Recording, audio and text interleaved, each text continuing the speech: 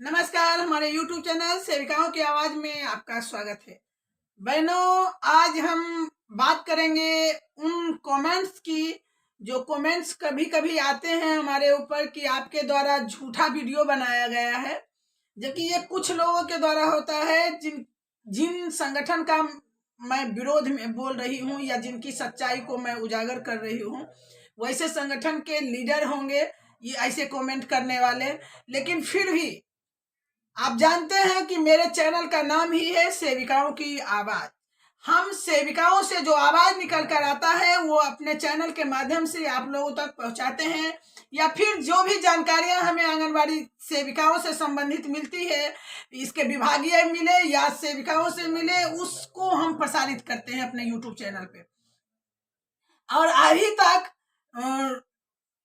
कुछ लोगों को छोड़कर, नाम मात्र लोगों को छोड़कर बहुत सारे लोग हमारे चैनल पे विश्वास दिखाए हैं, जिसका कि हमारे सब्सक्राइबर और चैनल पर लाइक और व्यूज बता रही है कि हमारे चैनल को लोग पसंद कर रहे हैं।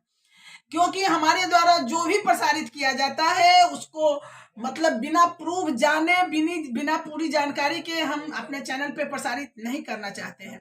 तो आज मैं आपको बताऊंगी कि अभी तक हमने जो भी बताया कि बहनों, मैं बार बार यही कहती थी कि गलत संगठन के लीडरों को मैं गलत बता रही थी, और सभी संगठन के नहीं, खासकर रंजना दीदी के बारे में तो मैं बिल्कुल नहीं बोल सकती, क्योंकि एक जुझारू लीडर है और पूरे बिहार की सेविकाओं ने उनका संघर्ष को देखा कि किस तरह वो विधानसभा के गेट तक पहुंच गई थी सेविकाओं के साथ, जो हिम्मत हर सेविका में नहीं हो सकती।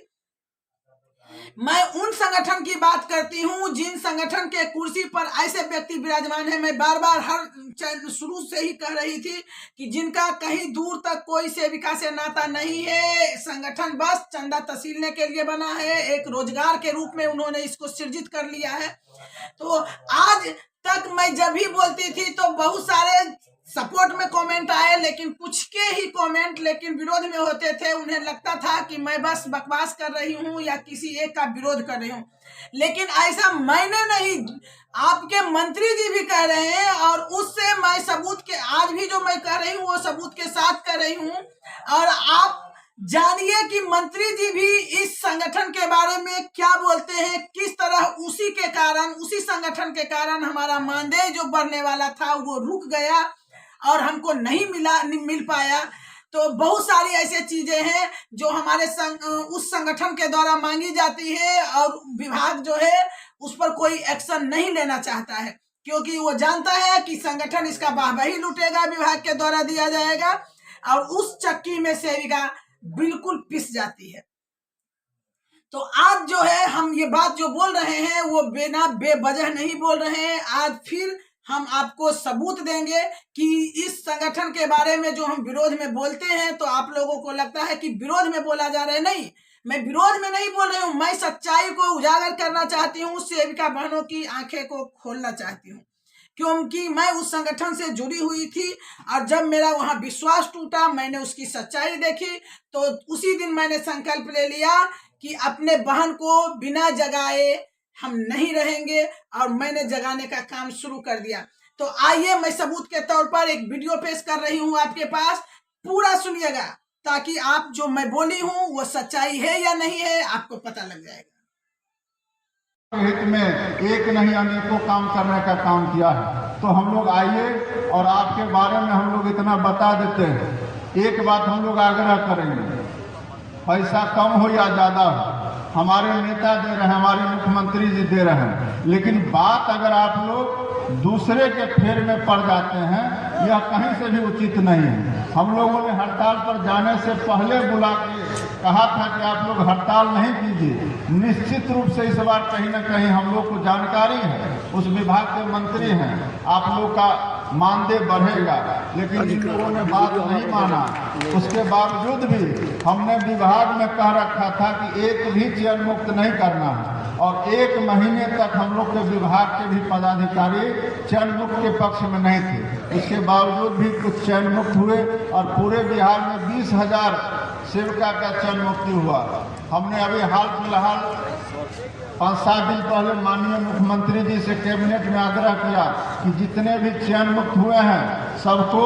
माफ करके फिर से बहाल कर दीजिए। और सिर्फ हम ही नहीं कहें बल्कि वहाँ मौजूद जितने भी मंत्री थे,